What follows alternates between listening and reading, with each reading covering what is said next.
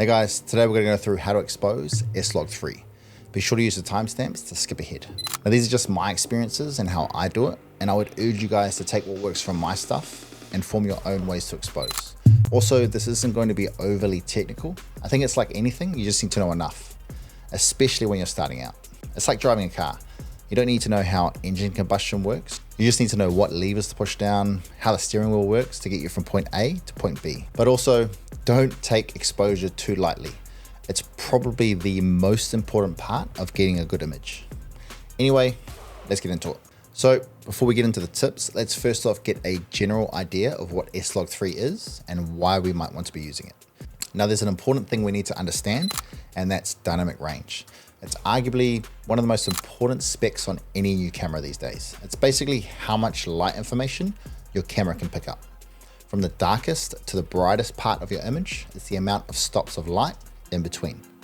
So my A7S III and my A7 IV can supposedly shoot up to 13 stops of dynamic range, but only when shooting an SLOG3. If you're shooting with no picture profile or even S-Cinetone, it can only capture up to 10 stops of dynamic range. These are just Rec. 709 picture profile. If you're shooting something like what you're looking at right now, like me in this room, these are perfect because the brightest part of the image, apart from the lights in the back, is my skin. So the camera doesn't have to try and pick up too much light information. Now for something like this, you have the bright sky and then our athlete here that we have to expose for. Now this is a high dynamic range shot because the sky is super bright and then we have some dark shadows over here on our athlete. If we shot this with no picture profile or even S-Cinetone, we might find that either we expose for the sky and our subject is too dark, or we expose for the subject and our sky is too bright, it's blown out. One way to make your expensive camera look cheap is to blow out your highlights. Now, what if we could make those shadows brighter and dim the highlights? That way we can see both. We've essentially taken all of the contrast out of the image. This is basically what log does. It brightens the shadows and drops the highlights, but it's doing all of this before you push the record button. It's sort of like fake getting you more dynamic range. Then when you convert it back to Rec. 709, we have more flexibility in bringing back those highlights and lifting those shadows. This will make your shots look heaps more professional. Now, of course, with anything good, it's obviously harder to expose for. That's where these three techniques come in handy. The first one is zebras. This is an exposure tool in most newer cameras and monitors. It basically highlights when a certain part of our image reaches a certain IRE or brightness level. So for any of these techniques, you need to learn at what level different things in your image clip at. Basically, when things in your image become so bright, they turn to white and you lose all of the detail. That's clipping. We don't want that. So for skin, it's at around 70 IRE. So anything higher than that and you'll blow out your skin.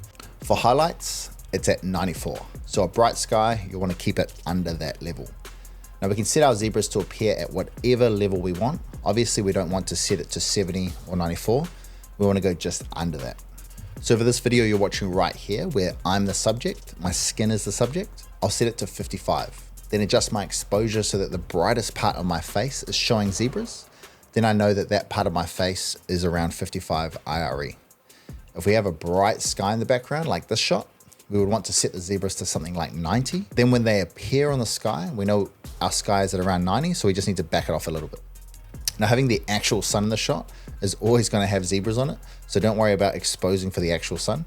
Just do the bright clouds around it. And obviously it's not cool looking at a whole bunch of stripes the whole time you're shooting. So what I do is map it to a custom button on my camera and monitor.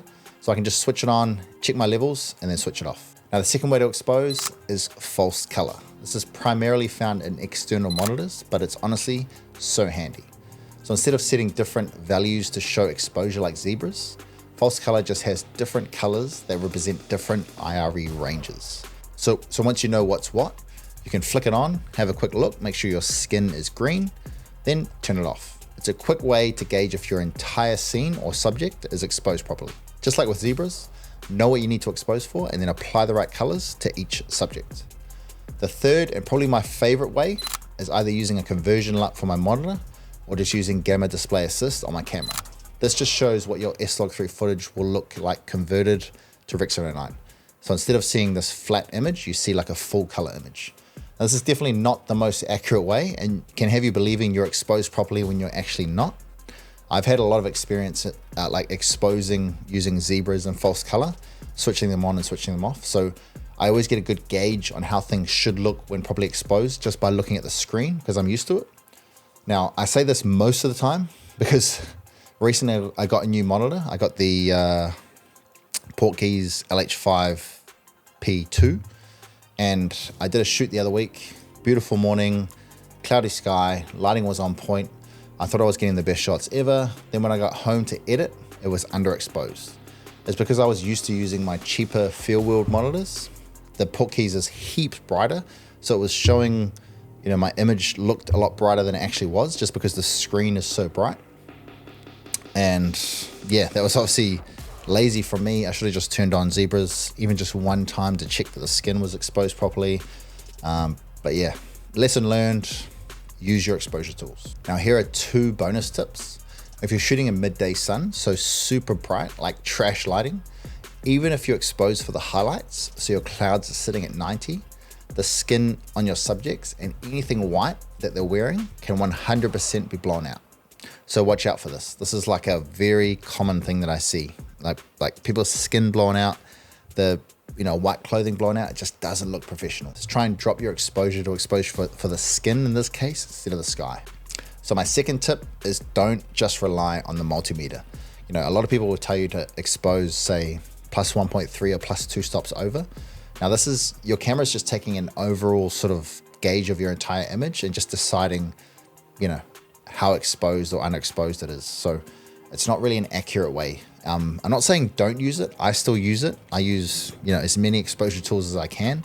But if you're just relying on the multimeter in those sort of weird lighting scenarios, you might be exposing plus 1.7 stops over and you're going to be overexposed. Take what I've, taught you just before this, learn what everything clips at, and use all of the tools to expose, because exposure is key. Anyway, hope this helps you guys get a bit better exposing SLOG3. And remember, these are just my experiences. If you guys want to see anything else covered, let me know in the comments. And also, if you guys expose SLOG3 differently to how I expose, let me know in the comments as well. I'd love to see it. See you guys in the next one.